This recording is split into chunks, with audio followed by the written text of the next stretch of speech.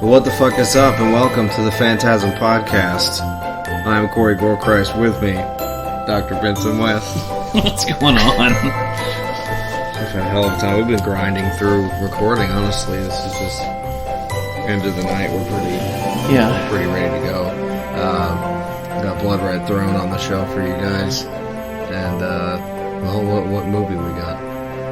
Well, for the turds, we've got a turd. We've got Shopping Mall. They broke into the mall for the wildest all-night party of their lives. It's dead meat. But you're never alone. In the Chopping Mall. What's that? Robot blood.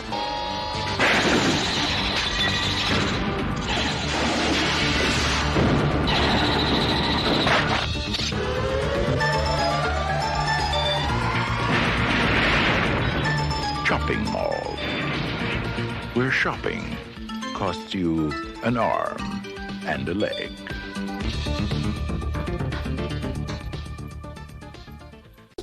I'm sorry. We got Toilet Store. I mean, we need to hurry up. Yeah, You'd hurry up. If you'd hurry up and drink that beer, do that shot. We don't have a lot of time. I'm off tomorrow. I got stuff to do. I know, you gotta hurry up. Because we, no. Even that machine, even that robot's hurrying up. He's like, come on, we gotta go. Gotta catch this guy now. I think you may have picked a good one. It's perfect. No, okay, It's like, hey guys, I gotta go. I gotta catch this burglar. He's trying to rob my guitar. You want me to wind it? Okay, we got Chopping Mall from Vestron. No, it's Chopping Mall. And a turd from Lionsgate that I paid $50 for. Chopping time. Chopping Bank.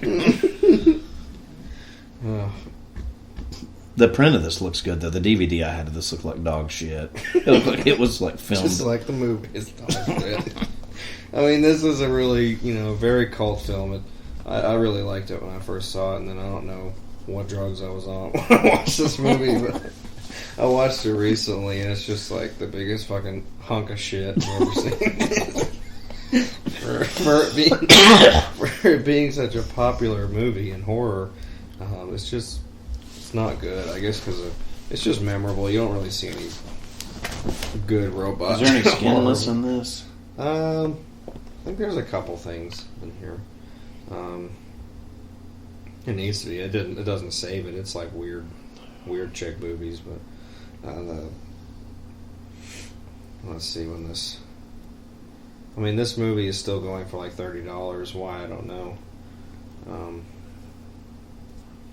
It doesn't make any goddamn sense. I mean, I guess because it's so highly regarded. It was the first time it was on Blu-ray.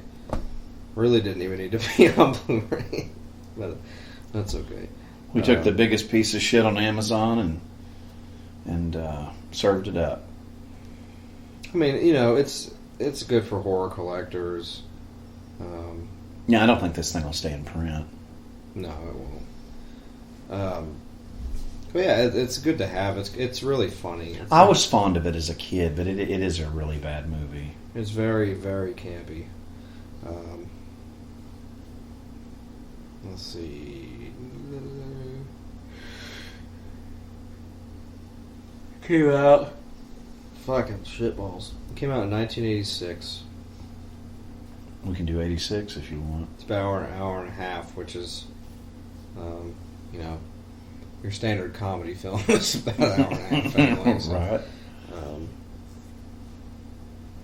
And the cover for it looks like a fucking death metal album cover or something, and then when you watch it, it's like National Lampoon's Chopping Mall.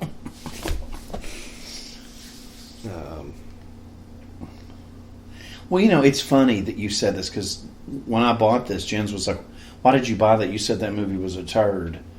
And I was like, what do you mean? And he goes, we watched that. I was like, we didn't watch Chopping Mall.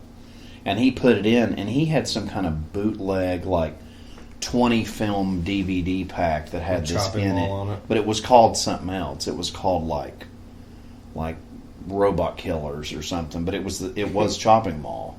I'm serious. It was, and I was like, oh, I guess I just spent a lot of money on something that I didn't want. But truth be told, I don't know if we've done reviewed the year that this movie came out. I don't know if we've done 86. I don't remember doing 86. But if we haven't, I'll run through some of the titles here. Little Shop of Horrors is a good one. You got Star Trek for the movie. What's The Voyage Home? Yeah, The Voyage Home. Of course, these are just normal titles first, of course. We got Crocodile Dundee. Don't know if you're a fan of that. That's not a Tad. This is a Tad. Yeah, I am. Top Gun. Got the Transformers movie. Ferris Bueller's Day Off. Pretty in Pink. One of my favorites that the doctor showed me. Blue Velvet. Great film. Labyrinth.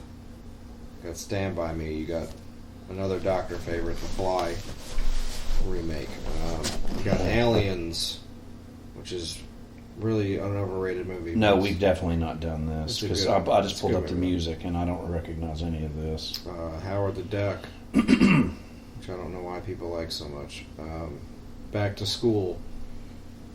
You got Delta Force, Maximum Overdrive, which we talked about earlier on the last podcast. We got a Deadly Friend. Why does that not exist? It's a great Wes Craven movie. Then we got Cobra and Raw Deal.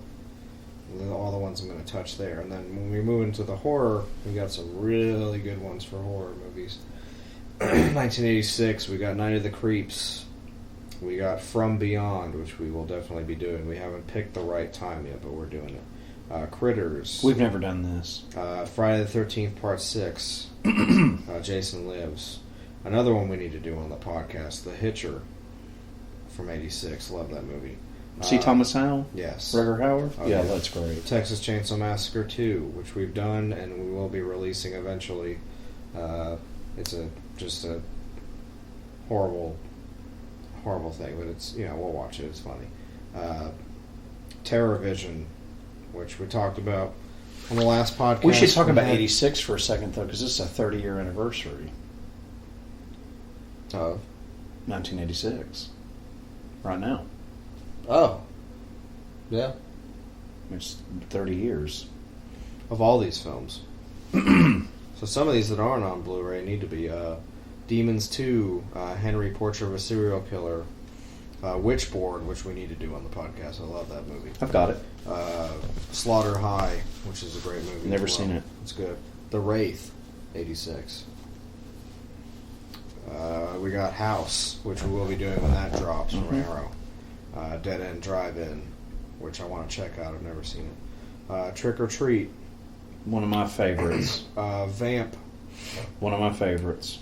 Dead Time Stories, which will be out on Scream Factory soon. We'll I don't know that that movie, but I'm not buying it. Manhunter, which is a great movie. Yes, it is. Rawhead Rex. Love it. Another awesome movie. Really awesome B-movie. Troll. Love it.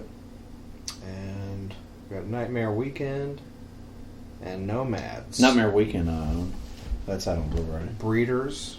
Breeders I have on Blu-ray as well. Let's see. Psycho 3, which we've done. Mm-hmm. You guys check out our episode. Class of Nukem High. Fucking love that film. It's a great movie. Poltergeist 2. Great movie. The Other Side, which will also be out on Scream Factory.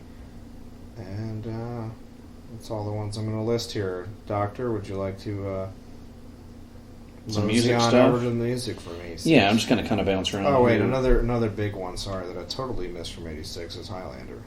Oh, okay. Came out in 86. Great movie. Wendy O. Williams, Commander of Chaos. Wendy Williams was from the Plasmatics. Sorry, this is Big Trouble in Little China. Oh, It's yeah, also it's a great 86. one. It's a great one. Dropped the ball on that one, sorry. No, you're good. Now we're on music. Doctor's Choices, of course. Got Raven the Pack is back. Onslaught the Force.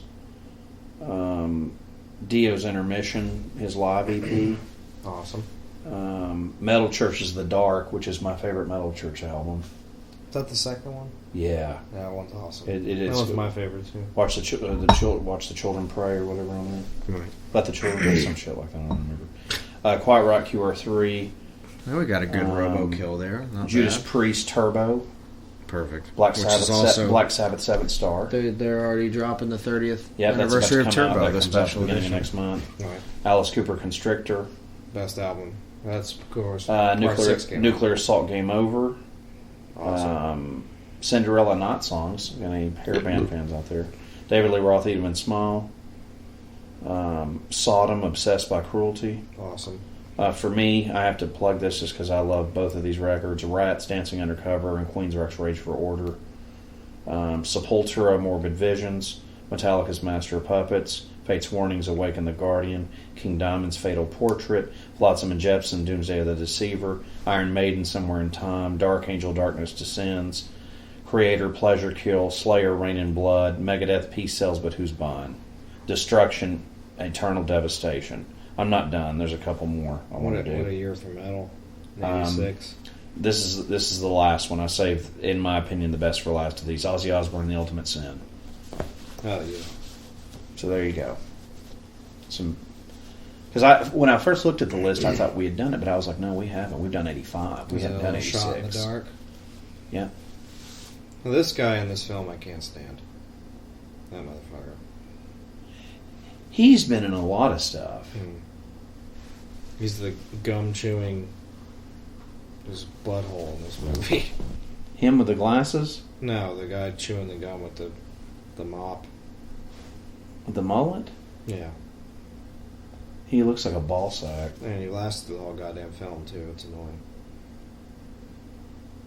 Tankard was a band I never liked. I like some of their stuff. It really, I don't know. I can't deal with it. I like some of their stuff. Of course, Dick Miller's in this film. He's Walter Paisley, which he's like the grounds. He's in the Burbs, He's too. like the groundskeeper of the. He's a garbage of man in the mall. Burbs. Yeah, he's always like a odd job character. And She looks familiar to me. Fun fact that I didn't know: Angus Scrimm is in this movie. What? He's a Dr. Carrington, but he wasn't credited as Angus Scrimm. He went as Lawrence Guy in this film. But it's the tall man. It is. Do you know where he's at in this? I have no idea. He's a doctor, so I'm guessing it's a. Wonder if we've We'll already see. missed it. Holy shit! Look this up for me. See if I'm right. The guy right there. He's in fucking Friday the 13th Part 2. Let me see. I know he is. I don't know how to look him up. There's no like. Hold on a pictures minute. of I'm any on of it. these I'm guys. on it. I got it. I want to say it's John Terlesky. Hold on. I'm on it. Or is that? Friday Well, it came up already. 13th. Oh, fuck. I got it. Just go new cast. And I love how the director, Jim Wynorski, did the Killbot's voices, which is really funny.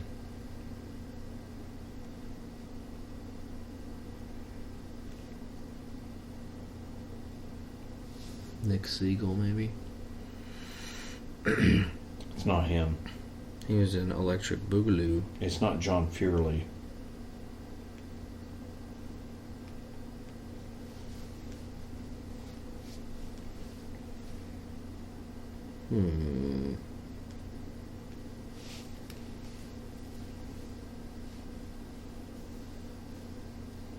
There was Jimmy in The Karate Kid, too.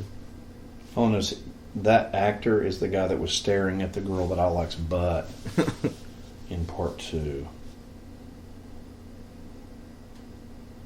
Yep, It is him? that is Russell Todd.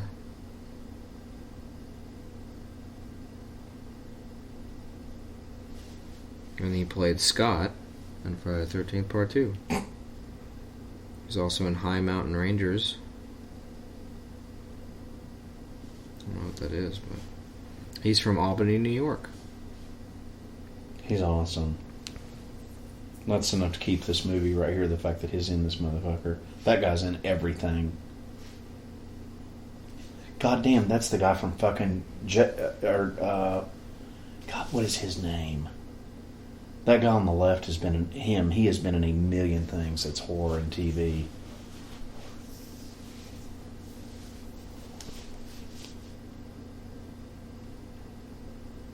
I have no idea. It's hard to find these assholes. She was in fucking not the Creeps, but Night of the Comet. There's some nice hanging butt. And that's Barbara Crampton, of course. Needs no introduction. This is her. Yeah, right there. That's How Barbara. do I know her? It's Barbara Crampton From Beyond and Reanimator. It is? Yeah. Is she nude in this? Yeah, she totally is. I think you see everyone in here nude. This is kind of what saves this film, honestly. Which it was too quick, so I didn't give that a Mr. Skinless. We just saw a really quick movie. But try to give you guys the... Is she still alive? I'd love to meet her. Crampton, yeah.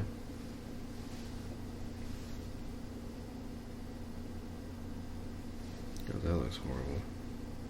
Damned Ripper.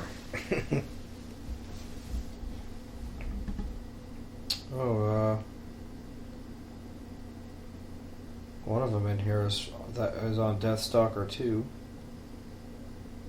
I'm not familiar with that film, but John Terlesky. I want to say he's this gum-chewing asswipe. I can't really tell. Trying to find some facts here for you guys about this film. Maybe where the mall is, and find some good tidbits from this. He also played the role of Cobra Kai member Jimmy, Karate Kid. Was that? Now you see the guy with the glasses right there that's eating that? Yeah. He's in Bud 2, Bud the Chud. Yeah. Or Chud My Bud, Part 2, whatever. I love that guy. I would love to meet him.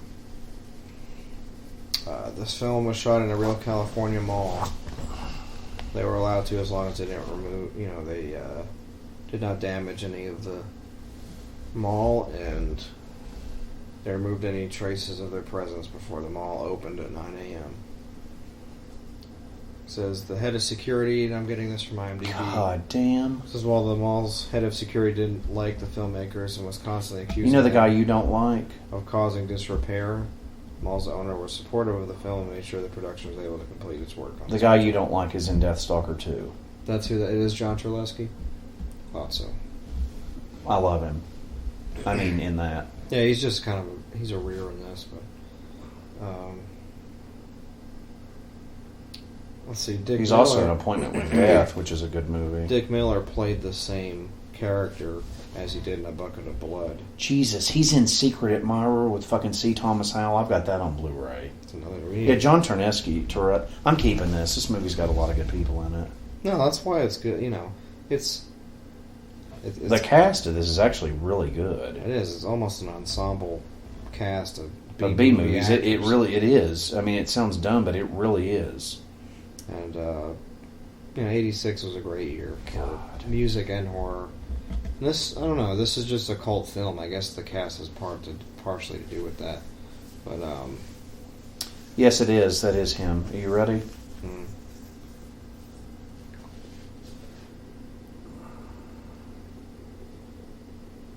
No.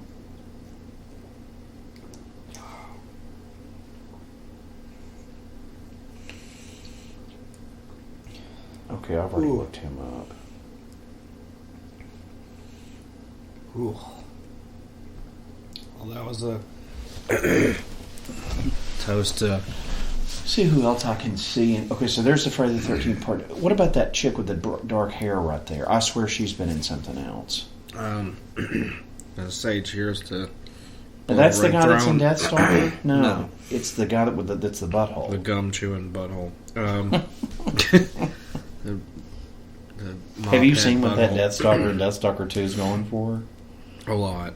Do you remember when I told you I bought it too? You're like, yeah, I think you were probably just like, what? God damn.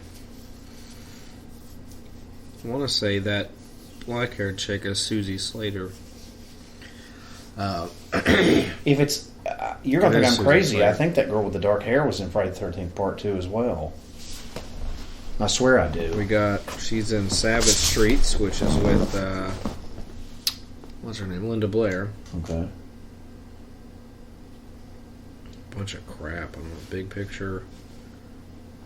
I don't think that might not be her. I'm pretty sure it is, though. They don't have pictures for any of these. Nope, this says Blonde Bombshell. Burp. Okay, I know who she is. She's the one that's with the gum chewing chode. Yep. I love her. She's in Night of the Comet. She's the one on my That's, shirt getting killed by that Nazi demon thing. Yeah, that's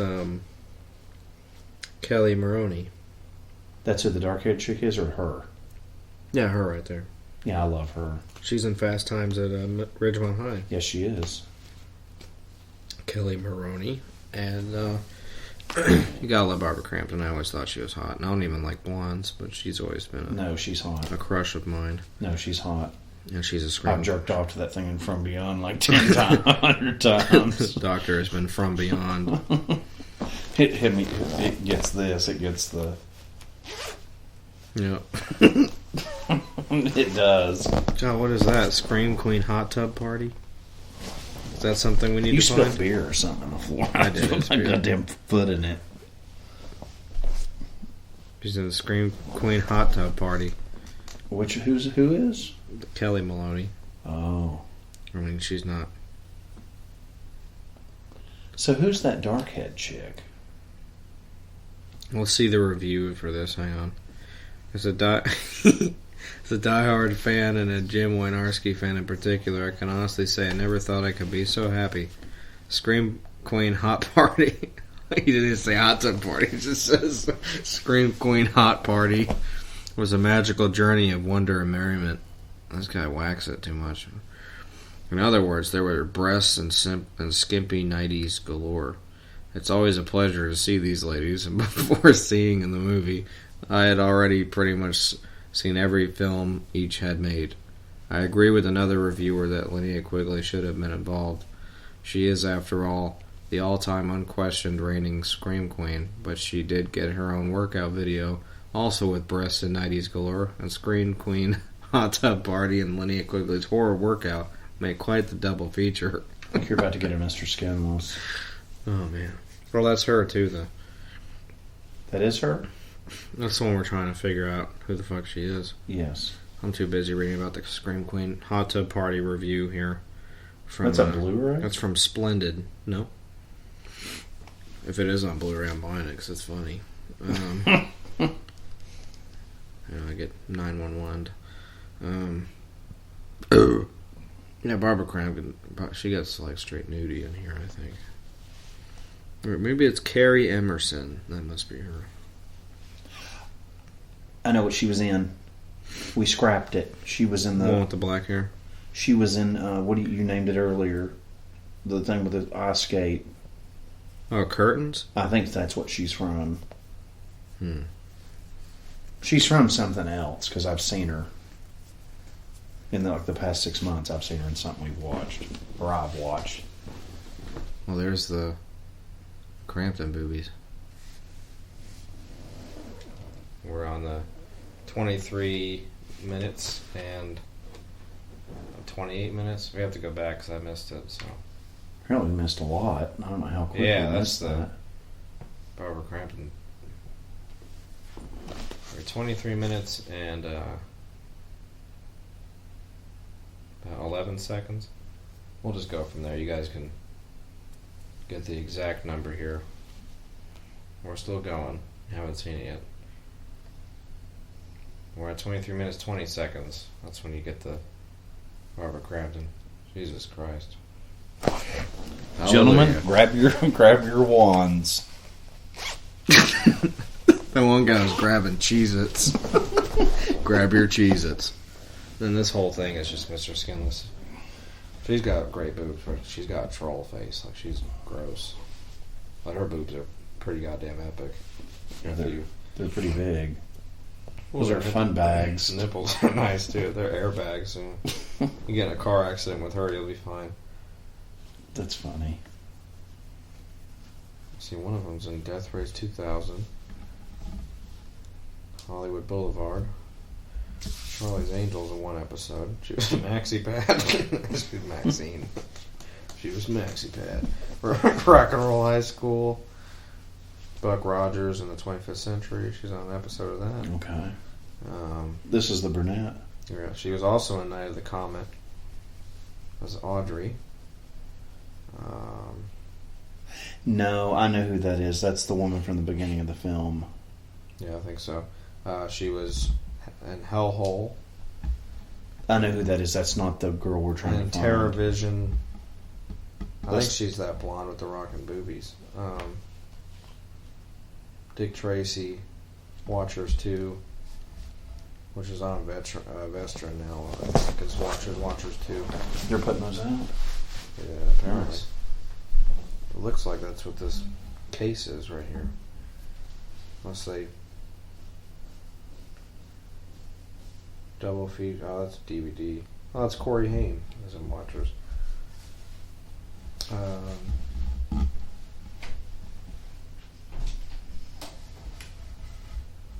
Yeah, I don't even know. They don't have pictures for a lot of these, so just trying to pick out what she could have been in one of these movies. House of the Devil. She's Devil's Rejects as Abby. Fuck, man, I don't know.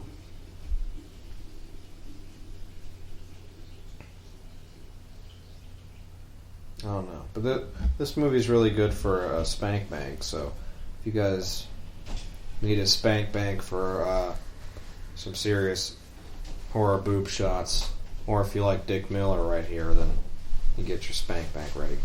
But apparently this is his same character that he plays. The doctor is always zipping. There's a on something. gallon of beer in I know. I mean, it's not good. I've stood in it like 3 times. Tootie's just My feet are drinking dry. it later. Why Tootie Grant? That is her. That has to be. You found her? I think so. Yeah. Friday Part 2? No. God, where do I know her from? She's in Devil's Rejects. Who is she in Devil's Rejects? The one that runs off with that fucking mask on her face. No shit. That's who that is, yeah. It's the same chick. She's in all those other films. What? Does that mean Rob's a fan of this movie then? He must be. He picked her out because... But she's in a ton of stuff, though. She's in... all that stuff I was reading, that is her. So she's in Watchers 2. She's in Dick Tracy. She's in Warlock. She's in... Whoa, whoa, whoa, whoa, whoa. With Julian Sands? Yes. Goddamn. Why is Vestron not put that out? They own that. Yeah, they're dropping the ball on that. They're probably sitting on it. And she's in TerraVision. She's in Nomads. She's in Hellhole. Night of the Comet. Wait a minute. Who is she in? In Night of the Comet, she's Audrey. When she's in Rock and Roll High School, she's Miss Evelyn Togar. In Death Race 2000, she's Calamity Jane. And that's the 75. You know, Corman. With Stallone. Yep. I've got it on Blu-ray. And there's Dick Miller, Inevitable Death. Thank you, have a nice day. You know, I actually want that as a notification tone on my phone, so whenever someone texts me, they're like, thanks, have a nice day. I'm going to go back and do that real quick. She's epic, but her face looks like a fucking tranny. I'm going to go back and record this. I'm going to try and get the whole thing on here.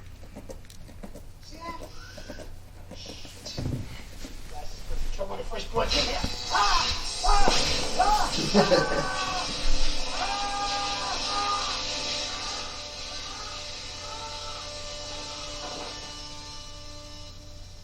you. Fuck. What? It's like I'm gonna record 5 seconds before you do it. Sorry, I gotta get this because it's funny. No, you're fine. I want to hear Dick Miller having an orgasm before I do this.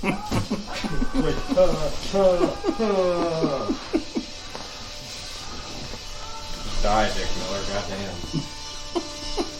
Thank you. Have a nice day. The soundtrack is awesome to this. It really is. Now we're back at 27 minutes, or 28 minutes actually now, so let's go back So to you're that. saying it's her? No, it's the brunette we were trying to find. I don't remember her in the Comet. Not her, the other one. Oh, I'm saying I don't remember that brunette in the Comet. But I guess maybe she is. That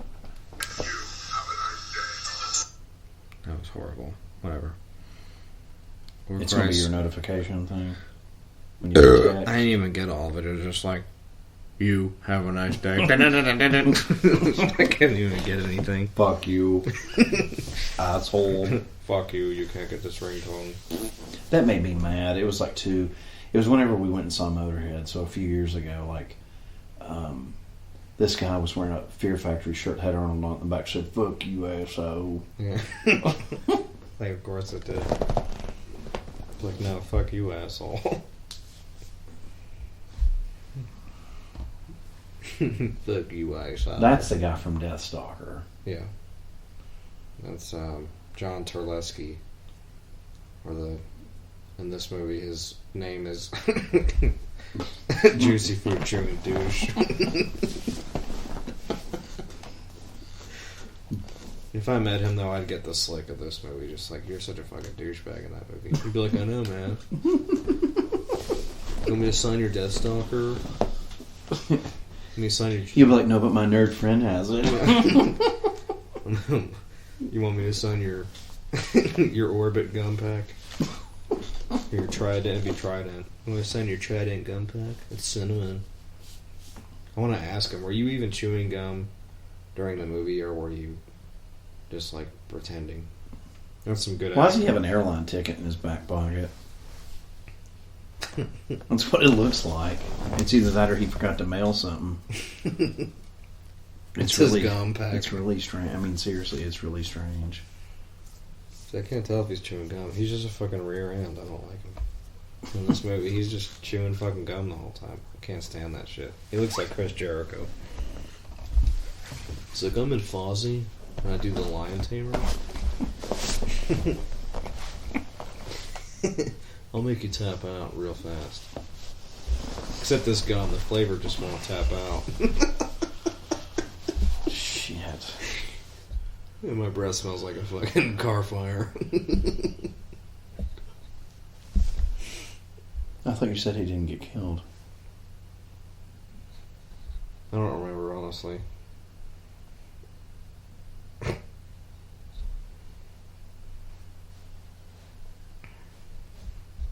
See what happens. Usually when a guy has his shirt off, he just dies, so... If Robot's doing the Karate Kid.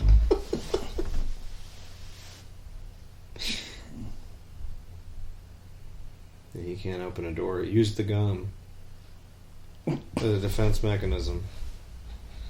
You can probably gum his circuits up and he... What the hell just happened? I don't know, but she's got a bush the size of Jurassic Park. Did you see You it? can see it in her butt. No, not there, but look, Jurassic Park. Jesus. She's like crawling up on in this fish patty. She needs a chopping mall for that. Yeah. She needs chopping shears for a fucking bush. This movie's considered a comedy on IMDb. It's not even a horror movie. You gotta look under comedy 1986 on Google and it shows up.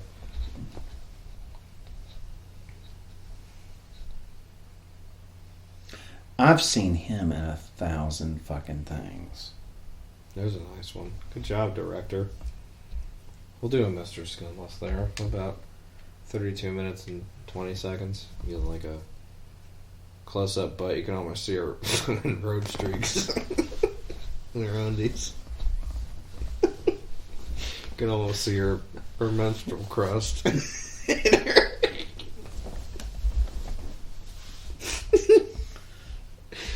See the menstrual crust. You should rewind. Roadkill. You should rewind it and call it Mr. Skidmark.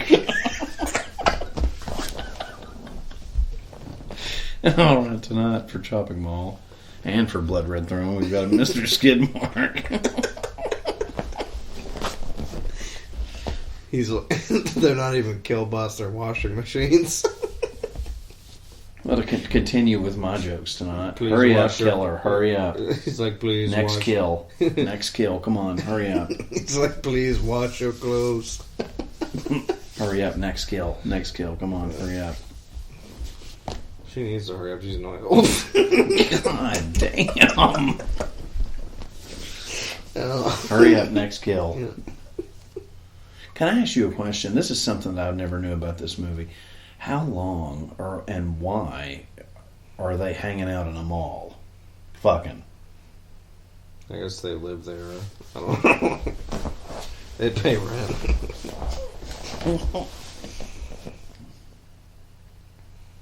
I guess there were, a bunch of teenagers. A couple of them work there, and they're like, let's just stay overnight. That happens. I don't know. There's just killbots everywhere. They have about as good aim as stormtroopers do. They're somehow missing every shot. I don't know, that one had a pretty good shot because it turned her head into a fucking taco. It did. It was like, I need a burrito supreme to go. I don't know. I've got to be honest with you. I'm enjoying this. No, it's a good movie. It's definitely fun. I don't know. Watching it by yourself kind of sucks. If you watched it by yourself sober and you're wanting something gory, then this is not what you want. No, it's definitely funny. This movie is really just like, it's so ridiculous that it's funny. But, it's definitely worth having in your collection. It's not. I'm going to tell you guys something right now. The transfer of this, as opposed to the footlong I watched it, Wheelchair Fuckers, is way better. Yeah, that's the thing. Some people still to this day don't understand transfers and DVD to Blu-ray. They're like, it's the same thing. Just watch a movie. It's like, well, you have a gigantic fucking monster TV and you watch a DVD on it, it just looks like fucking horse shit. It's like, so, so if I watch the Chopping Mall DVD right now, that's one of 19 other fucking B-movie, like A-movie turds. I have to buy Chopping Mall for it, it's... Which one did he get it on? Like, what other movies were on that?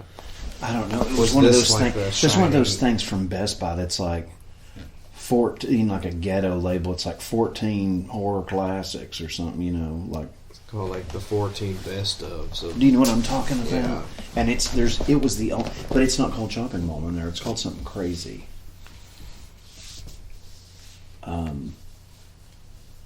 It's called Decent Breast Shots.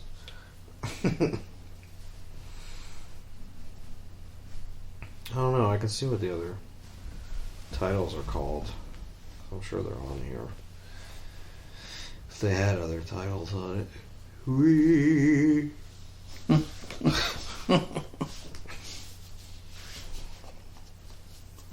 Oh yeah, the one on his version is called Wheelchair Fucker. Do you know what? Do you know what I don't understand? I wish they would hurry up and just get out of that room. They just hurry up, Next person, just come on. Just get out of there. Just push her butt right through that vent. I mean, if they would just go on, If they just go on and hurry up. I mean, I like to get back to this interview. I'm serious. I'd like to get back. I mean, you're doing a lot right now. You're having to use your phone and drink a beer at the same time. It's a lot to do. It's a lot. It is. Let's see. The movie was originally theatrically released in March 1986 under its original title, Killbots. So that's what it was called. I think that's what it's called on his thing. We got 87 movies on 4 discs, and we got Killbots, which is secretly chopping mall. They can't make this sell, but I'm not joking. It was wheelchair on fucker there. will buy it. And what's weird is, and I don't know if you knew this or not, that collection he's got, and I'll show it to you next time we're at his house. Silent Night, Deadly Night on there is called something weird. It's called like Christmas Massacre or Christmas Killer. Christmas Hell, isn't that what it's I called? think so. Something Yeah. crazy. The original title Because I for was that. like, what is this? And James is like, well, just watch it. I'll put it in. I go, but that logo. I go, yeah, this is it. And They he put was the like, original theater. but it's one of these like, I only ever saw these for sale at Best Buy. It's weird. And this idiot, when I was trying to explain this, Jens was like, oh, I've seen them at McKay's. It's like, yeah, but they're sold from Best Buy. Yeah. McKay's can have anything. Yeah, they don't just like I have wasn't- McKay's exclusive steelbooks, you know. Jesus. It's like, and that's what I was trying to explain to him. Of course, he didn't It get performed that. poorly during its initial release. I'm sure it did. Producers felt the movie's title might have disinterested audiences who might think, based on the original movie poster, that it was a Transformers-like children's cartoon instead of a violent exploitation movie. After some time, the movie was re-released on video under its new title with over 15 minutes cut. Is this edited or unrated? I want to say this is unrated. What does it say on the back of that The thing? horror movie that Ellison and What does it Ferdy say on the back of that? are watching in the furniture store is Attack of the Crab Monsters, which is also a Roger Corman. The film's negative was tied up in a leak. Jesus Christ, that scared the fuck out of me. Sorry, I'm dropping bombs all day over here. The film's negative was tied up in illegal limbo. The Lionsgate DVD edition of the film was mastered from a Lightning Video VHS master. It was shot in 22 days. Kelly Maroney did most of her own stunts.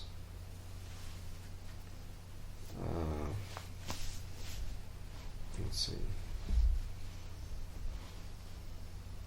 The movie poster of another Jim Wynorski film, The Lost Empire, which I've seen a bunch already, is seen in the background of many shots in the restaurant.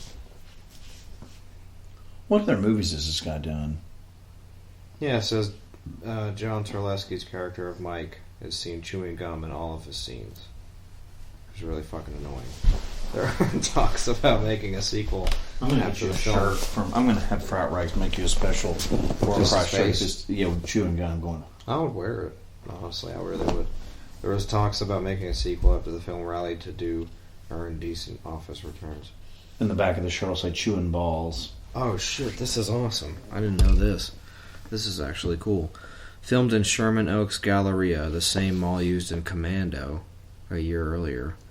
Most notably when near the elevators. Both films would have been filmed around the same time, but due to budget constraints, Chopping Mall was filmed after close of business.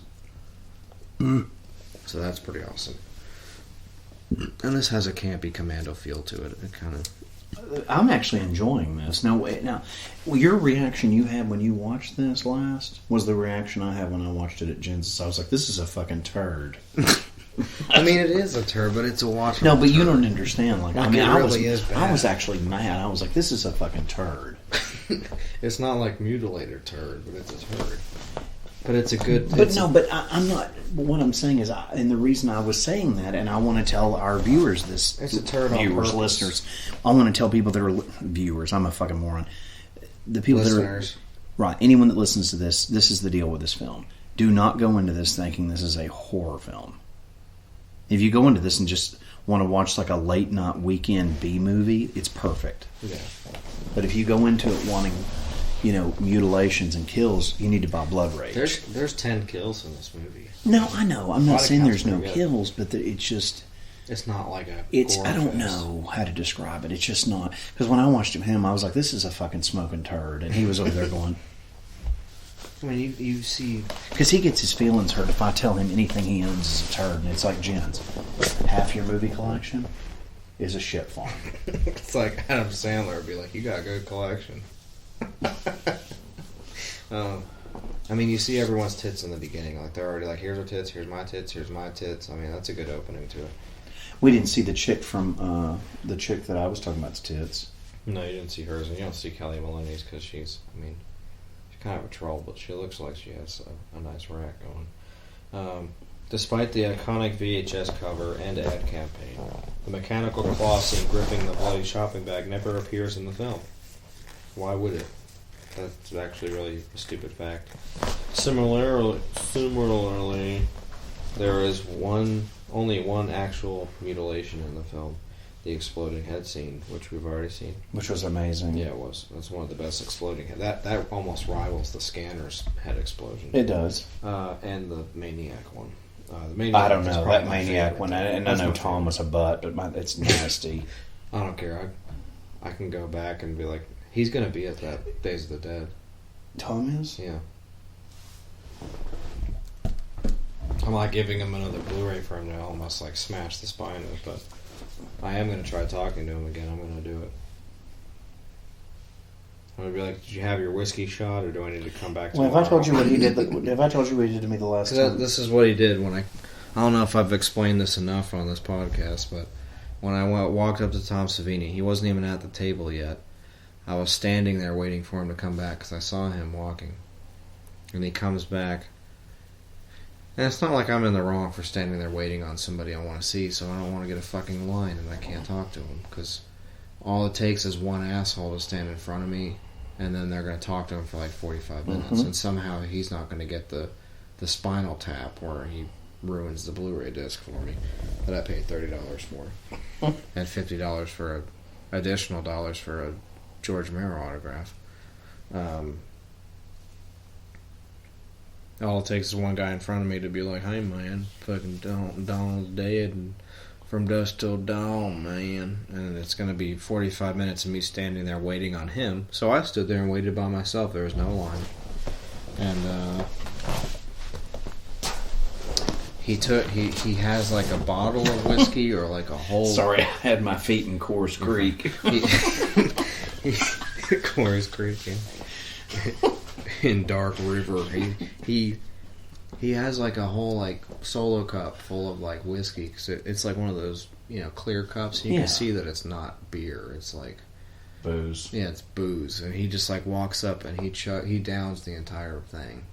It's like a whole cup full of Well, it's real. I'll tell you. I'm going to tell you with something. ice in it. Let me like say one on thing. the rocks, bourbon. I'm not trying to defend him, but here's the thing.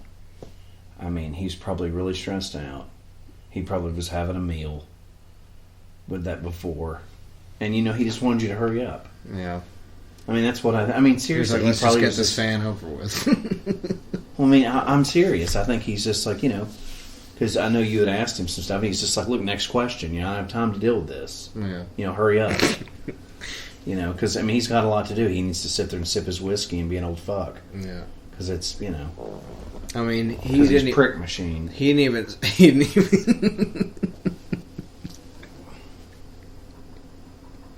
It's dong. I don't know. He didn't even sit down yet. He like downed a whole fucking glass full of a paper cup, like a plastic cup full of fucking on the rocks bourbon in front of me, and sat. Well, that's what I'm saying. You know. And sat down, and I was like, "Hi, I'm Corey." And he was like, "Okay." I was like, wow, I should just turn around right now. But you know what? I'm going to make this worse. I was like, I'm surprised you don't have any Martin prints or any Knight Rider prints. And he's just... Wait, did you do this one too? Because I haven't asked you this yet. Did you go, I'm paying for the sex machine photo? No, I didn't even tell him. Because he would have just went... He would have been like, cool, I hope you cancel it and do Marty McDowell's instead. Or, He's that cool. Thanks for your money. I'll buy more liquor with it. I didn't. I went and changed it to the...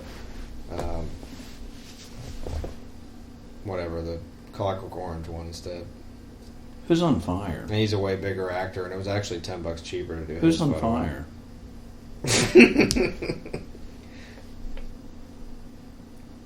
I don't know. I never saw Angus Scrim in this at all. Of course, I haven't been paying attention. The rest of the victims die either by having Who their is throat that that slit, just being got electrocuted, set on torched? fire, or falling to their deaths. I don't know who got torched.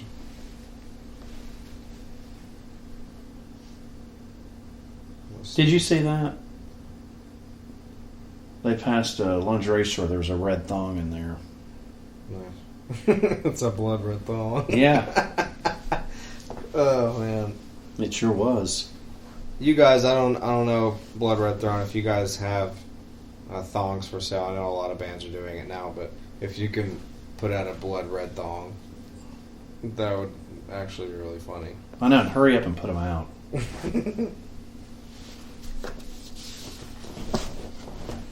Oh, wait, you know, it'd be really funny. What would be funny is one of these actors was wearing a red thong.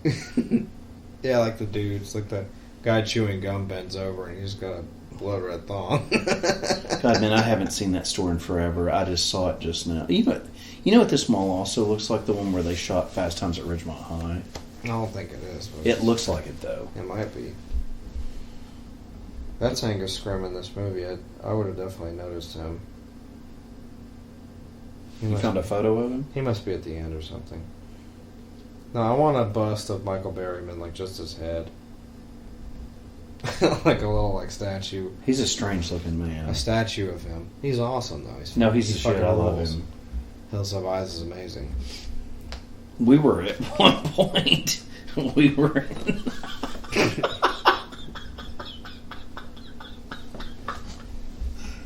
We were in. You had someone that we were talking to. Michael Berryman would be his head as Hills.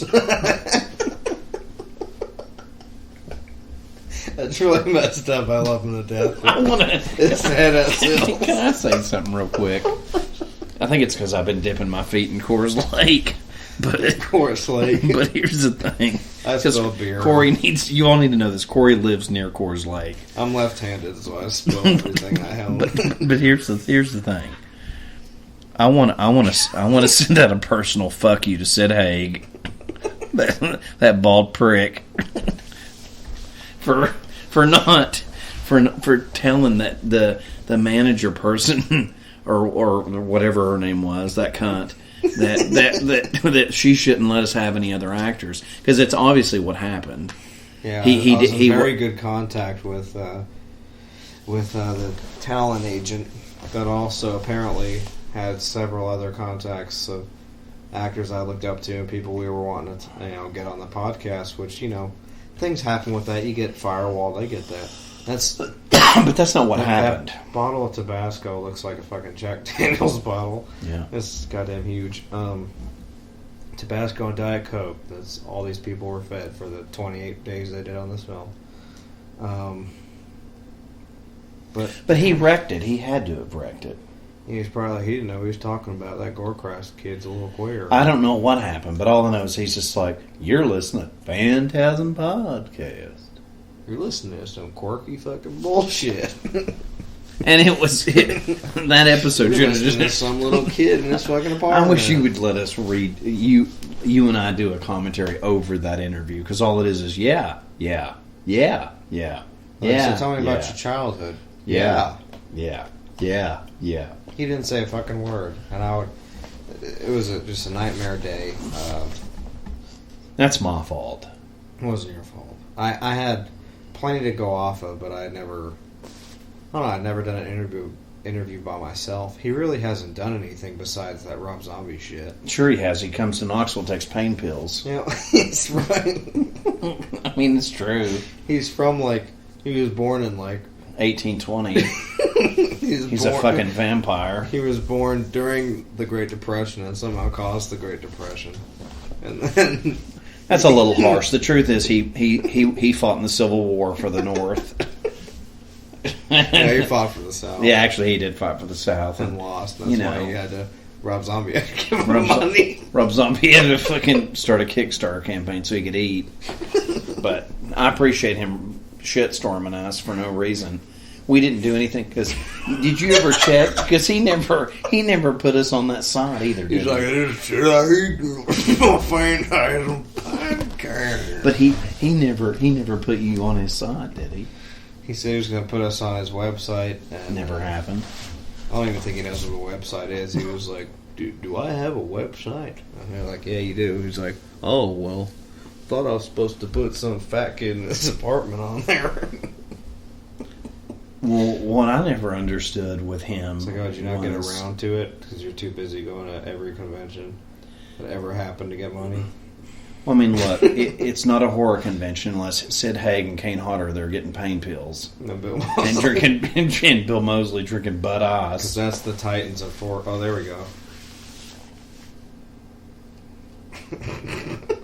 God damn.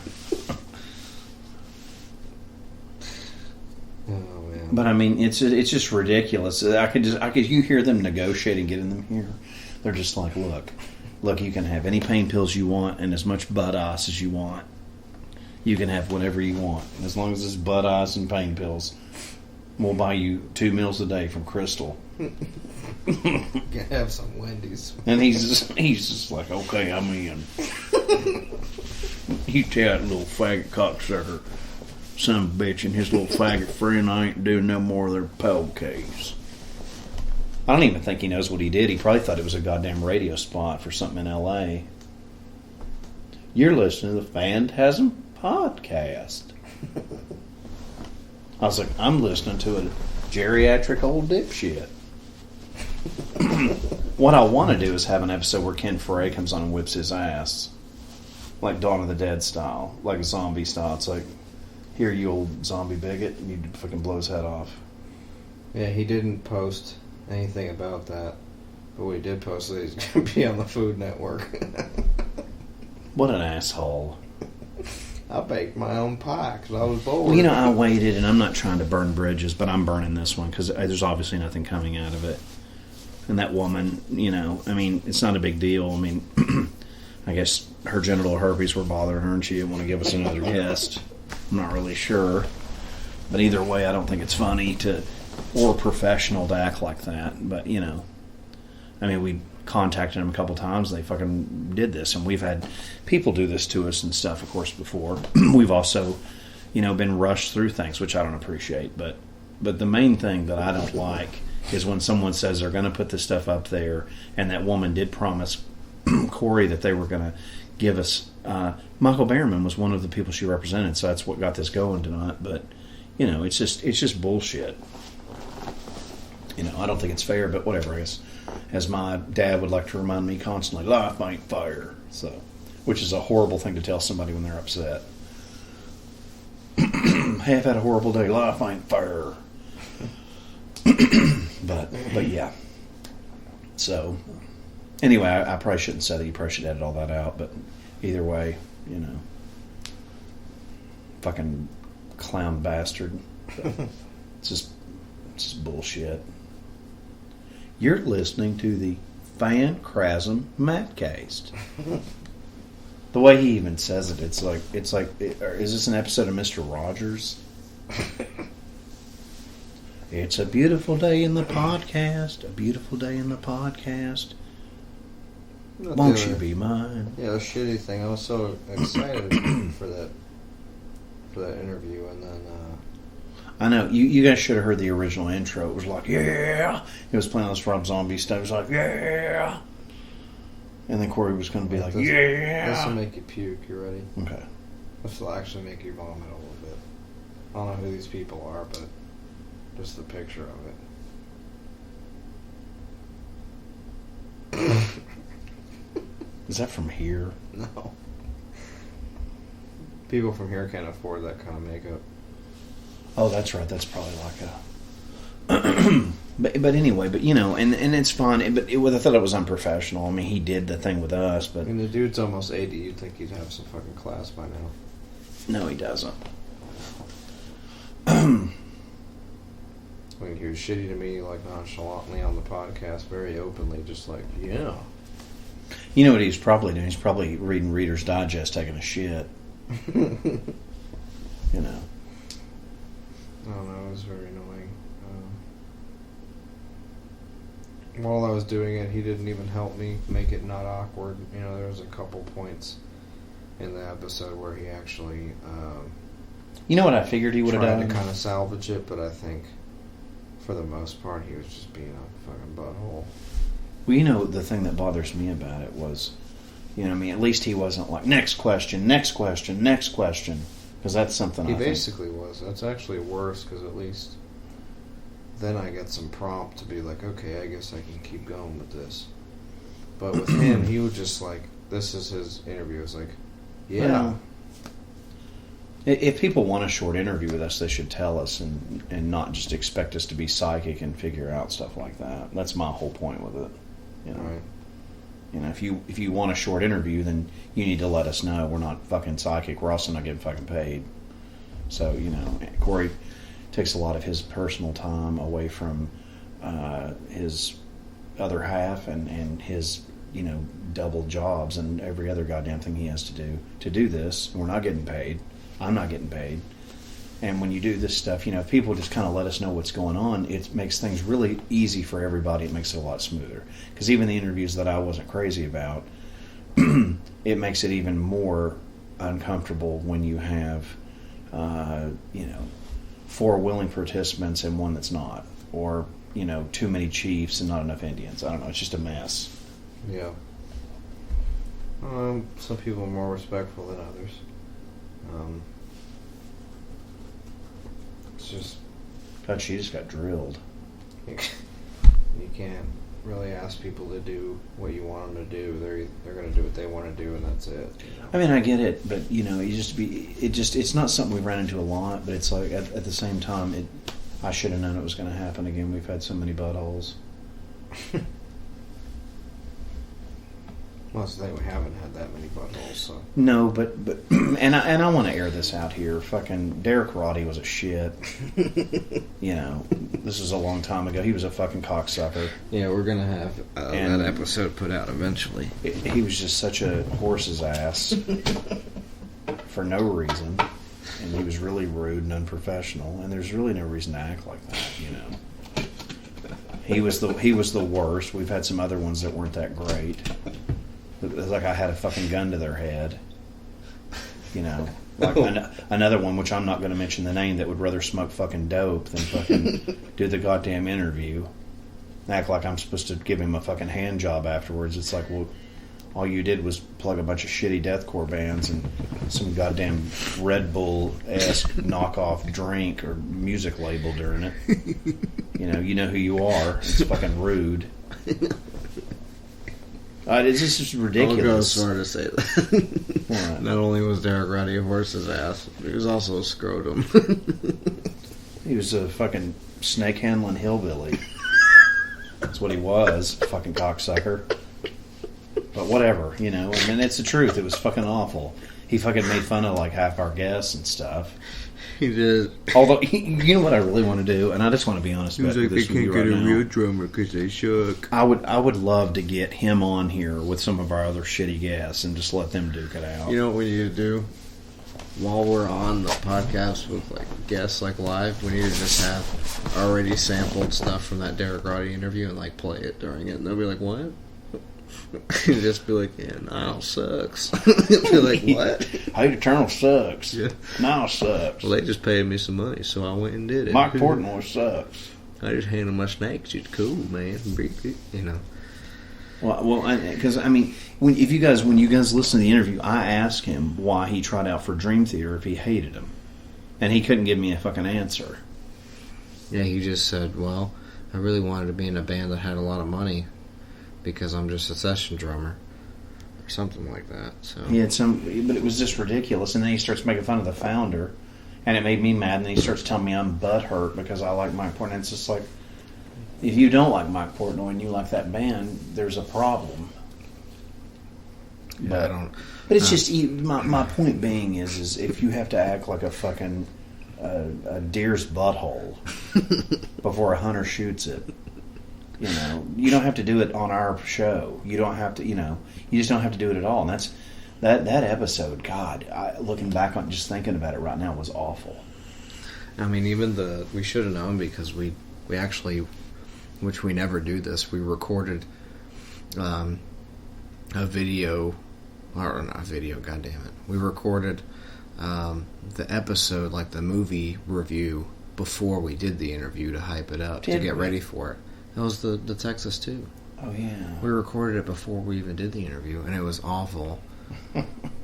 Like we that's just shitstorm. we just became unhinged and like just were really mad about nothing for no reason, and then the Derek Roddy thing happened, we're like, oh, it's okay. We have this interview that we hyped up, and then the interview is garbage. So like the whole thing is just a fucking it's a fucking steaming pile.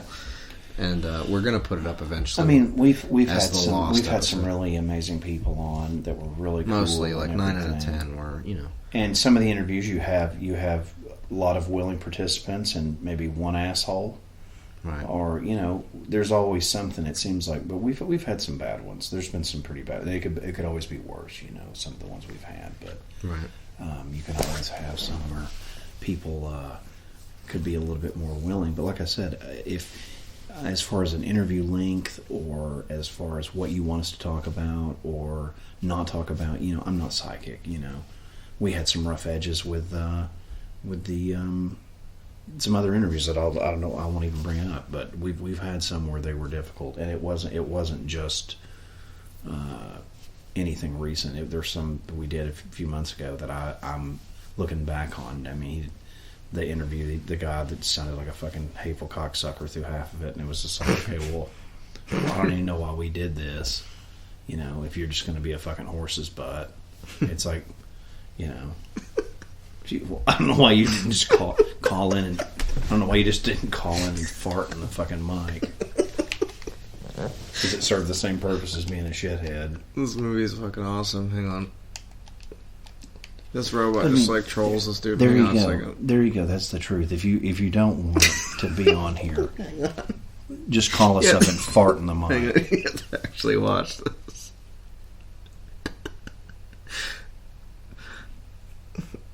He starts throwing shit at it. This movie's great.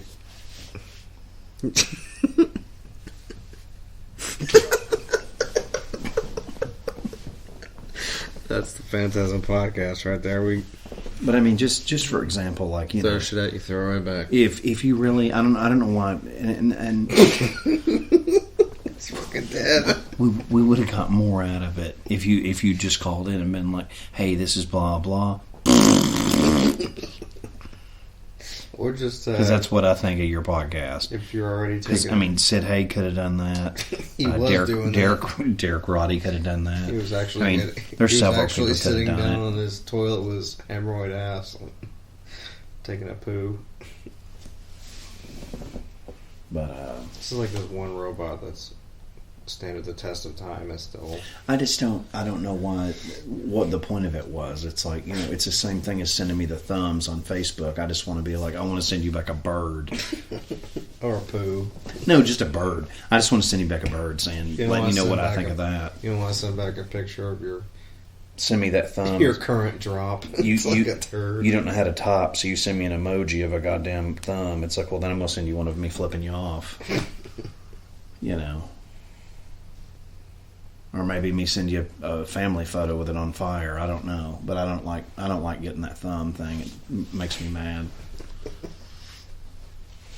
I'll send one of these kill bots after you from this fucking film. Yeah. But no, it's just, you know, and I think in a lot of pressure situations, you and I've salvaged the best we can. But I mean, you know, there's an interview that I did last year at Summer Slaughter. I don't know how you salvaged it. I'm not saying who it is, but I don't know how you salvaged it. Because, you know, it's hard to do that when people Well, editing people never don't hurts. want to do it. It's like, well, why did you have me come down to do it if you don't want to do it once I get there? It's like, what the fuck am I supposed to do then? It's, I don't know why you just didn't come in and fucking, while you were stoned, just tear off a fart in the mic and I could have just walked off. Because that's how it felt. It felt like you just farted all over me that night. You know, you walked in and let your old bowels move all over me. It's like, hey guys, I don't really have time for an interview, but I got a lot of gas, so if you just want to record me passing off, Hi, this is blah blah from blah blah. that's a big ass spider. That's the only thing that makes this a horror movie is those fucking spiders. Ugh.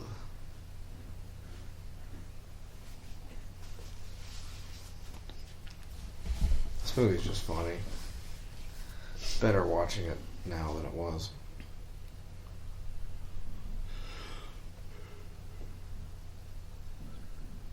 That's You know, and that's something else I want to say. It means a lot that you'd rather tear a fart off on me than have a conversation that you'd agreed to a week prior. It's unnecessary. You could have just been like, hey, fuck off. But whatever. You've been like, hey, I'll probably have some gas whenever you're in town, so if you want to record an interview, I'd be glad to do it as long as I have gas. I just sometimes I forget. You know, you have to forgive me because sometimes I think we're interviewing death metal bands because that's what we try to do is horror stuff and death metal related stuff. And instead, I get one of I didn't know I was interviewing one of the members of U2 or the Beatles or the Backstreet Boys. I don't know what's going on, but it's ridiculous because I didn't know that I had to schedule things with somebody that I thought would be down to earth. So, you know, it's disappointing. It's for Corey and I both to have to fucking deal with it. Especially when we're not getting fucking paid. I mean, I can sit here and watch movies all day, but I have to make time to talk to people, you know, and especially people I look up to. So, Yeah. last thing I want to hear is people just like farting in my mouth when I'm, you know, I understand we may not be what you expect.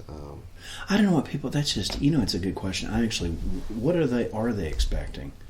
You know, are you wanting? I mean, like I've got to be honest with you about when this. you were 12 years old. I don't know how many times we've done this and we've recorded with Skype. Well, What middle school very, did you very go to? rarely does somebody want the camera on. I mean, it's just like, you know, I guess they wanted. But I mean, were you wanting a jerk show? Maybe if we were naked. Were you wanting like a jerk show? Were you wanting to see me whack it? Maybe if we were women. I don't know. I don't get it. It's just weird to me. It was just like, I wish you'd turn the camera on. It was me on the toilet. Wish you I'm dropping a hot pile. put out your bratwurst. We're hungry. Yeah, I don't get it. I just don't understand what I did wrong with that. But Apparently, we were hungry for a shit sandwich. yeah, I mean, I didn't know. Apparently, our mouths were just open like a toilet. And it was a free Scop toilet. We were ready to flush. It was a free Scop toilet, apparently. But whatever. I don't understand that. But you know, it's not everybody. Blood red plunger. It's like last year, you know, people. We were at this thing, you know, and it was more important to go, you know, smoke a joint and drink a bunch of beer. Thinks he's fucking Wu-Tang Clan. Right. It's like Snoop you'd rather go have all this stuff than do the interview you promised me, and then when you get back there, you get all pissy and weird, and you're acting. You know, it's just ridiculous. I don't know what I'm supposed to do to fix that, but, you know, I guess it's because I didn't want to interview a bunch of fucking deathcore bands. So, but as I was told recently, apparently deathcore bands know more about metal than someone that actually lived through it. So, apparently I don't know anything about death metal. Apparently that's only the for part in them this to movie. do. It's like huffing paint. Like, let's go huff paint and listen to deathcore. Okay. Grandpa. You know, when I was a kid, I actually threw paint thinner in a fire. Damn. Yeah, it exploded. It shot off like a fucking RPG, like past my head. I was like, holy shit. My mom was like, what are you doing? My bad. I was like, what? It's just paint thinner. She was like, it's highly flammable. I was like, I know. It just blew up. It made for a pretty awesome Michael Bay fire, though. It was nice. Oh, I bet. Nice explosion. You know, it's nice when you can make an explosion happen in your front yard. And she's like, you have a nice day. Hurry up, have a nice day. This is how my day went from the time I woke up. Somebody was like, have a nice day, with a flare gun, and just like blew me to fucking smithereens in a mall. I mean, it's one of those things where people, you know, when you do... All I was doing was trying to have a nice day, and then it's like, have a nice day. My brother usually shit bombs mine. different colors of paint. No, I just wake up to his nightmarish hell of bullshit, you know, but whatever, there's nothing you can do about it. I could sit and bitch about it, but yeah, I'd say that's about appropriate for Saturday. And of course, guys, coming up next, we've got the Norwegian brown asshole.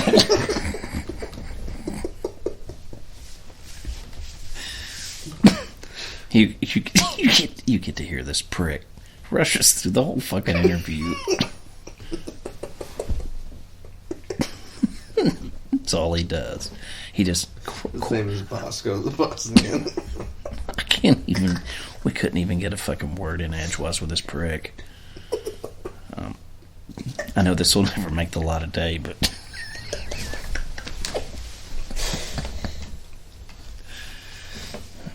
He was a fucking rat bastard. The best 90210 head sketch ever. But the thing about it is... It's a blood red olive. The entire band was cool, except for that fucking... except for that... What I'd like to do is have him fucking call to interview me.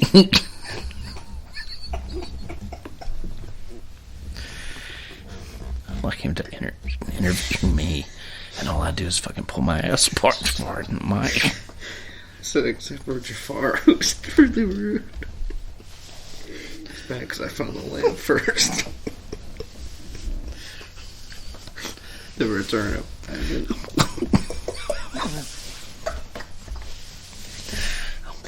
I want him to interview me, and every time he asks a question, I'd just tear off a fart. I'd eat like a bag of crystals and a fucking Sonic chili cheese cone and just tear off a fucking fart every time he said something. Full. Yeah, the whole thing. Blood red sack.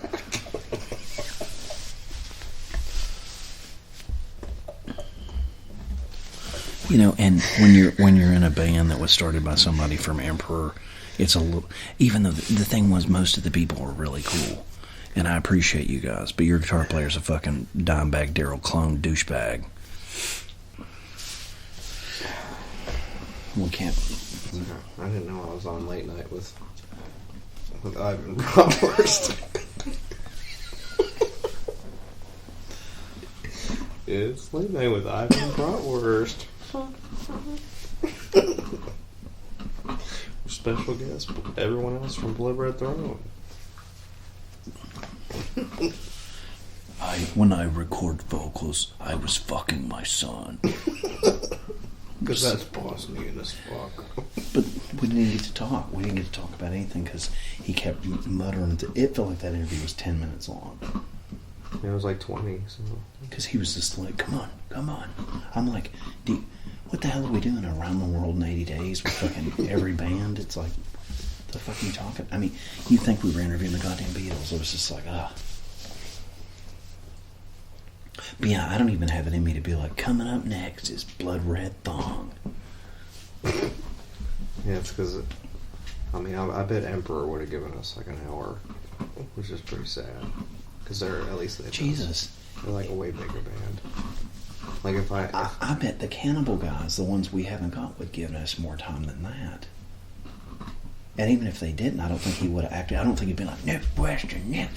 There's nicer ways of going, okay, guys, are we good? Even Sid Haig gave me 40 minutes. That's pretty damn sad. That I dragged out 40 minutes with Sid Haig, who, despite the fact that he was a fucking rear end, at least, he's a Hollywood actor that gave me 40 minutes, and somehow Blood Red Thong can only give me 10. Okay. I just don't understand that. We want to rehearse now. Alright, let's do your final thoughts. Ear. I know record sucks. Ear. I'll put that in later. I don't even want to hear that John Tardo right now. We need a new outro thing too. I don't know who. If you listen to that new song, it's awful. Oh, I bet. I believe you. I'm not It's like disputing you. we're trying to stay on the wagon. It's awful. It sounds like a metalcore fucking tuna's fart. I don't know. Like I could smell it. It's so bad. You just gotta listen to it. It's really fucking awful.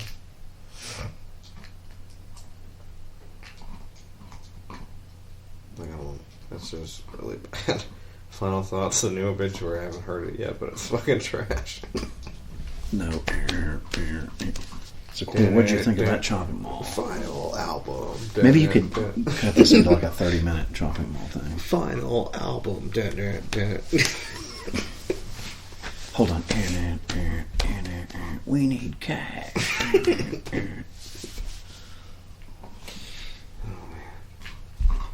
No, Chopping Mall's great. I think this Blu-ray looks good, and it looks like it's got some special features on It's it. really good. You know, upon another viewing, it's actually fun. It's better to watch with a crowd. Watching it by yourself, it's just kind of like this movie kind of sucks, but you know, you learn to appreciate it. You know, it's a B-movie ensemble cast. You know, it's got Dick Miller and Barbara Crampton and John Terlesky and Tony O'Dell and all these B-movie actors that have been in a lot of other really good B-movies. So the effects are really nice, and the gore when it's there is pretty fucking awesome. And it's I think it's funny that the credit shutter is like. Yeah, there's a nice head explosion that's worth watching. There's a lot of tits in it, so you get to see Barbara Crampton frontal shot. That's pretty nice. There was a cooter shot of her? No, like her, top shot. Oh, yeah. I was like, I Which is didn't nice. see the cooter shot. That's good. She's got a nice set, so that's nice to see on Blu-ray. On Boo-ray. It's pretty nice. So haven't seen any special features. It's pretty loaded with those. So yeah, this is definitely worth buying the Vestron Blu-ray. And, people waited a long time for this to come out to have as a collector's item, so it's worth being in the collection. I feel like it's Bob Ross right now. It's like, good Christ, the shit already hit the fan, and chopping thong is over. And then coming up, we got the Bosnian Quartet with next up we got the... I guess it's wrong, but I guess next up, guys, is what I wish would have happened, which is Gall would have showed up with a shotgun. But whatever. You can take all that out. But yeah, I like this movie. I think it's good. Yeah, it's really good.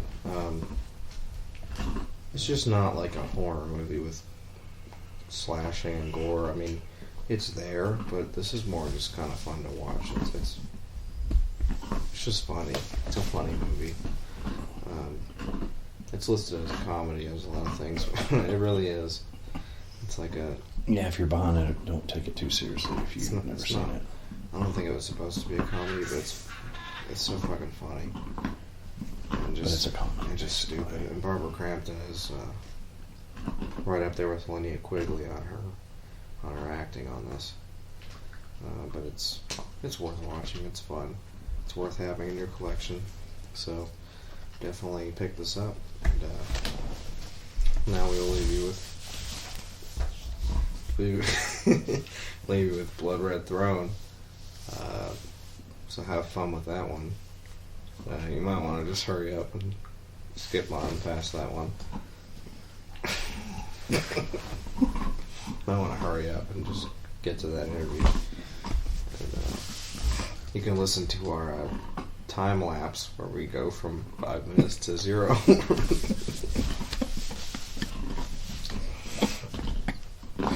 Go to the Phantasm game show where we see how many questions we can get out in 10 minutes while people eat food. I guess if we were some fat douchebag from California, we would have gotten like 40 minutes. Cause I'm like, you're credible. But since I'm from Florida and live in my apartment and I work 2 jobs, I get the shaft. You're a huge the whole fan. thing was... I think when I asked them what bands they liked from America, they named like Napalm Death. It's like, you're a fucking retard. This is even from Blood Red Dong. I should have been like, do you like Dimebag Darrell, or are you just a cosplayer? Here, I've got an idea. Here's a media plug for you. Hi, this is Dr. Vincent West. Fuck Blood Red Throne.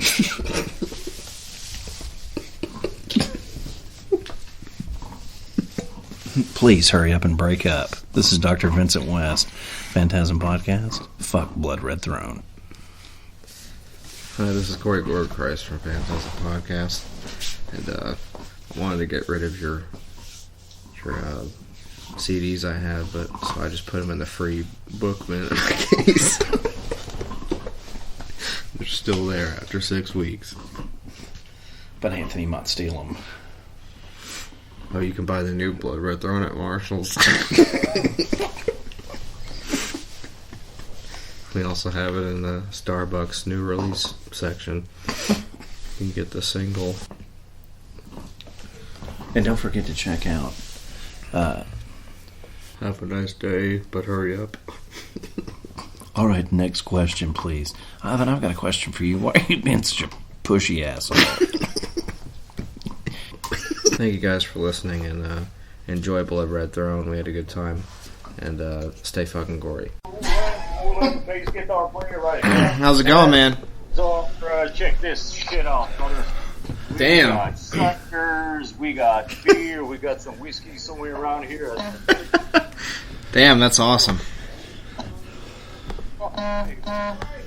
Lenny's right now. Hello. The drummer. Bumped. There we go. How's it going, man? Man, we're just fucking. We're about to eat. Daniel. Well, let's eat there, man. Yeah, hell yeah. Hell yeah. It's a nice practice space there. Food is coming. Shit, man. So we're all just gonna sit down, grab some fucking food, and have the interview while we are eating. How's that sound? Alright, do what you gotta do, man. Sounds good to me. So where about in the States are you now? We're in Florida right now. In the United States. Which state? Florida. Florida, yeah, I knew that. I have that So, same shirt, but I have the. Is that the long sleeve None So Vile? Oh yeah, no, it's the short arm. Yeah, I got that one too. Kick ass. Besides the bloodbath, that's my favorite shirt that I wear. All right. Fucking hell. Ay. All right, even grab some fucking food. We're gonna have ourselves an interview. Interview or not? Who are we talking to? This is shit. Who is this? What's your name, amigo? Oh, I am Corey, and I'm here with Vince. With Vincent, and we're from the Phantasm Podcast, so it's great to have you guys on. Hey, nice man. From the U.S.? Oh, yeah. Nice. What town? Oh, they're Clearwater, Florida. Florida, alright. Wait a minute. Can you see us? Yeah, I can see you. Maybe we should have the fucking camera right. Yeah. Now I can see all you fuckers. That's good.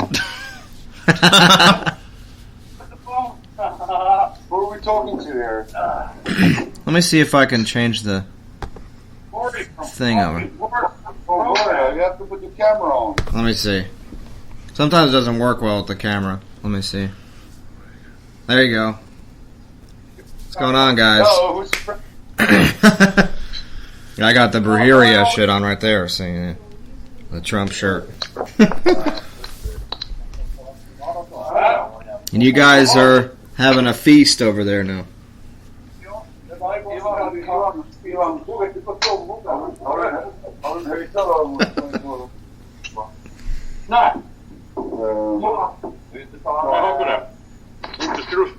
Turn off the volume. There we go.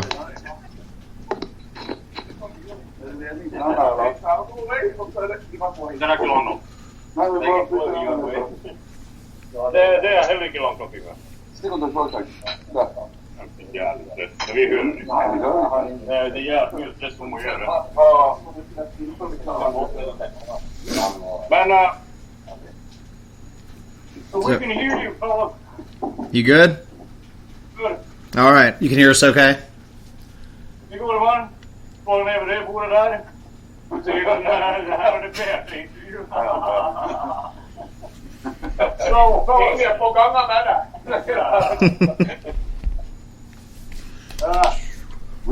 We just said hello for first time since June.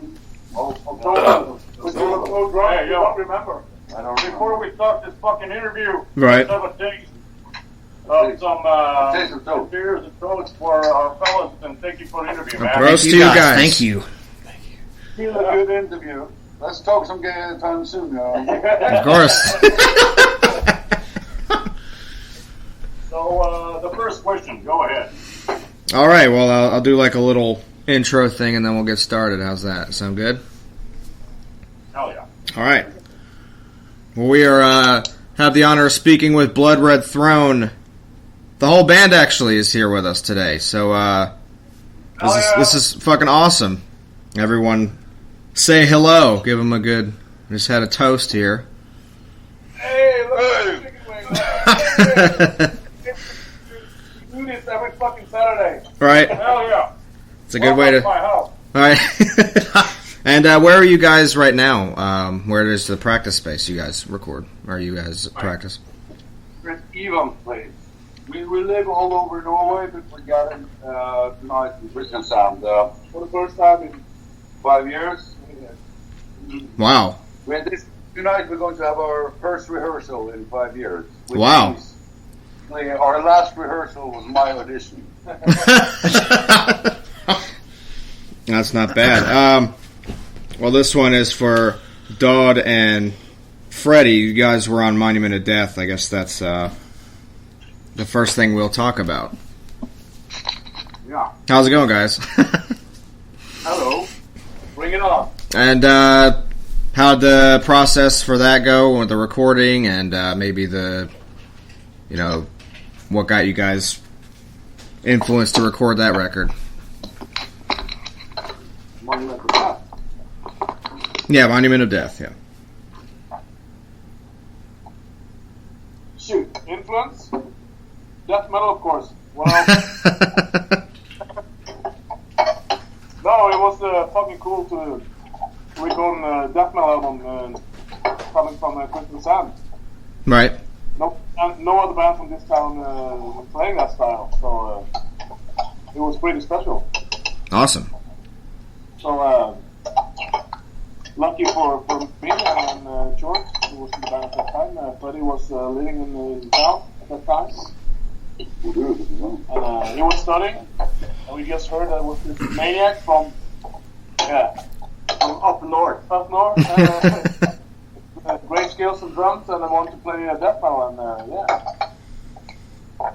we met him, and we had a good party, and started jamming on some tunes of Death, Obituary, I think. Yeah, Obituary, Gorguts. Yeah. Of course, yeah. Then we tuned in on the film track and did some demo recordings first Right. out in the countryside, and we did several demos. One of them is out there on special vinyl stuff, I think. That Mix 2000. Okay, yeah. That's the second demo. Definitely 2000. That's the one that led us to Right. yeah, so that was pretty amazing. So basically, me and George have been looking for a decent drummer for many years. Right. Christian Sam. While you were in Centurion, right? Yeah, we played in Centurion at that time. So when we heard about that's Freddie, it amazing. was just one phone call, and we met him, and the rest is story. Yeah.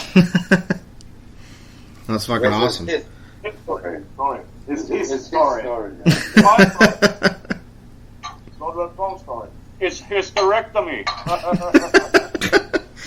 And what was the reception when that album dropped for Monument of Death? You know, was it pretty well received from fans, and was it pretty quick, or did it kind of happen over time? Brother Joe never had plans. No, everyone was expecting black metal from Norway, and especially since Short was in the band from Emperor. But Short and I always had a passion for death metal, and yeah, we didn't think about it. We didn't think that we had to play black metal because we were from Norway. So fuck that shit. We had a passion for death metal, and it was fucking great to do a death metal album. Right. So yeah, I mean, the fans were totally happy with the album, and yeah, we did a stunt with a razor blade, you know, and all that shit. Oh yeah, you had like a limited edition thing that had like a box set or something, had a razor blade in it. Yeah. Printed in our own blood. Yeah. That's pretty extreme. I don't think anyone's ever done that, or still has never done that, so that's definitely something that Blood Red Throne invented. Hopefully you'll have some people follow in your footsteps. Have any fans been crazy? They're like, yeah, I licked it. Are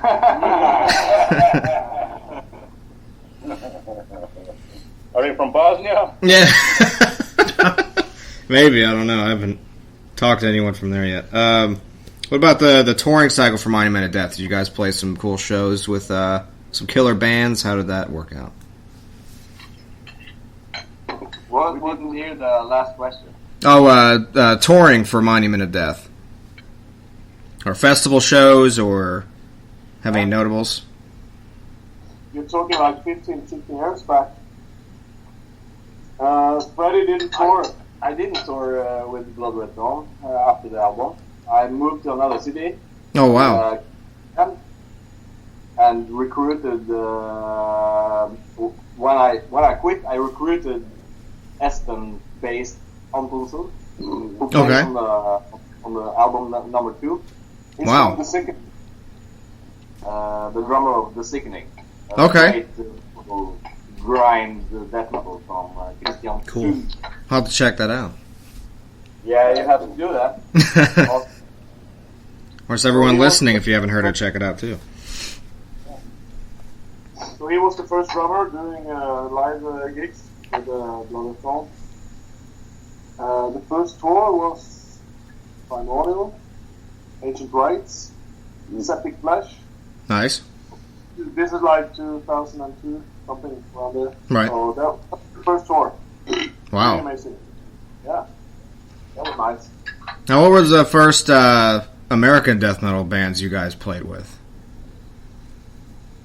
American death metal bands. Shit. I guess at some festival many, many years ago, I guess. Toured with or played with? Either one, if you can remember as far back as you can. Maybe the first ones you guys paired up with on a festival or tour.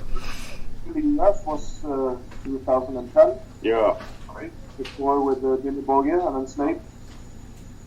Okay. So that was the first tour in the US, but I guess we played with bands before that. But that was actually the first tour of Ivan, or? Yeah. It was my first tour with Blood Red Throne, I would say. So it'd be Brutalitarian Regime would have been your... Is that your first tour? Exactly. Awesome. One song. So, it is how it is. And later on, it was after I joined, we were joined also. Then we Right. were on European tour with vacation. Oh, that's awesome. That was your first tour. With Catholic Invitation also. That was really Wow. Nick, Bill from Decrepit Birth was on the road. Yeah. We drank Bill's so great, much that man. You have no idea. We drank so much whiskey and beer and everything. It was like I was pissing out of my ass for several fucking days. Oh, man. That's good. But yeah, it's a vacation, still friends, so we always hang out with Ken and I. Very good guy.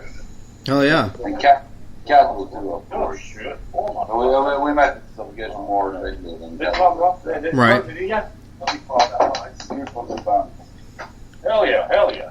People, my band members, they're complimenting my food.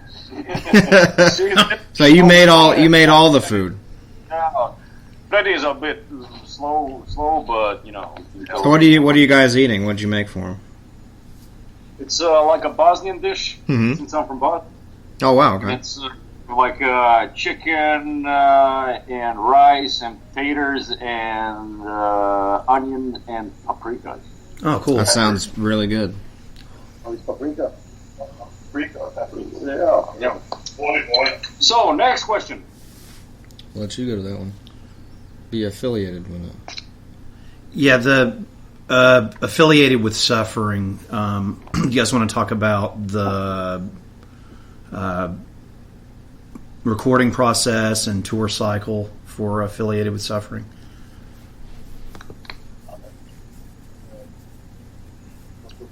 Affiliated with suffering, touring, recording. Goddamn. Asking these questions being We're digging some shit up here. Okay, as Freddie told, Aspen-based Antonsen from The Sickening was the next drummer in Blood Red. And he recorded Affiliated with the Suffering album Okay. in 2002, 2003, around there. We went for Nice. more old school sound like that. Some people like the production of that album, some not. I don't remember if we toured a lot after that album. I guess we did some shows, but I don't think there were any tours after that album. Like festival shows? We just went straight to the After Genesis album, and then we toured a lot. Oh, okay. We did some single shows in Sweden and in Scandinavia, but I don't think we did any European tours or whatever. But the recording process was amazing. It was good. We did it here in the hometown, and it was a good vibe. And Aspen was playing like hell, so that was a good time. Oh yeah. Heck yeah. And then we go to 2005, which is Alter Genesis. This now you're on Earache Records. Talk about how you guys got brought onto Earache. Actually, they heard about the project, I think, and they want to sign us because they really like the first two albums. Oh, of course. And we knew that we had a fucking killer album going on. Yeah. So we were fucking ready to take the next step, to a bigger label. So I guess people were talking about the Blood at that time, and they liked what we already did from the previous album. So yeah, it was amazing, to sign on Earache Records. I mean, they had a lot of the bands that we enjoyed for many years. Definitely. I mean, back in the day, Earache was a fucking great label, Oh yeah. Not today, but 20 years ago they were. So, yeah, we were kind of proud, to sign with that label. So I'm happy we did it. Of course, it went a bit downhill on the two next albums after Genesis, but fair enough. CD sales and all that shit, digital and downloading and all that shit made it difficult, Yeah. Of course, they want to make money, and I totally understand it. So. All right, next question. All right. Was Smite your first music video that you guys did? Come again. Was Smite your first music video you guys recorded? Well, actually, it's not a professional music video or official music video, but I don't know who did that one, but it's from one of our live shows, and the music is in the background. I think the first official music video is actually 50 Taste of God. Wow, okay. But of course, the Smite video. We played on 5 years ago live. Yeah. We did. Yeah. And where was the live show? All the guys headbanging, and I think that's the video that has most views so far, actually. So Most views. I'm not gonna go there. Oops. Anyways, great song, and we always include it in our live set. Nice. Awesome. Always. So, and then I don't want to hurry anything up, this and that shit. But Right. we back to practice. We So can next drink all question. night. We can drink all night. Next question, gentlemen. Well, we will go all the way to brutalitarian regime, bring in Ivan here, so then we're kind of closer to the full lineup here. We're getting there. Talk about, Ivan, real quick, how you joined the band, and now you're on Severed Records for this album, and we'll go from there. Well, it was 2009, and I saw on Heavy Metal Point.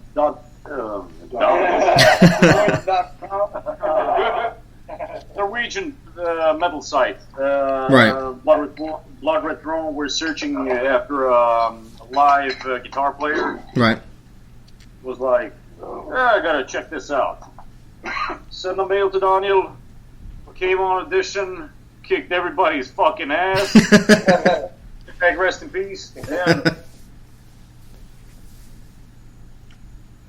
And now I got never the get job. rid of him. Yeah. Got the job, and when it comes to writing, it was a little bit. What are we going to do? Because Blood Red Throne fans want Blood Red Throne. They don't want any, Of course. whatever shit. Them to. Not Blood Red The Throne. fucking noise. We got some noises, right? We got some feedback. It's my fucking chair. Yeah, I got the chair. No. They always blame the chair.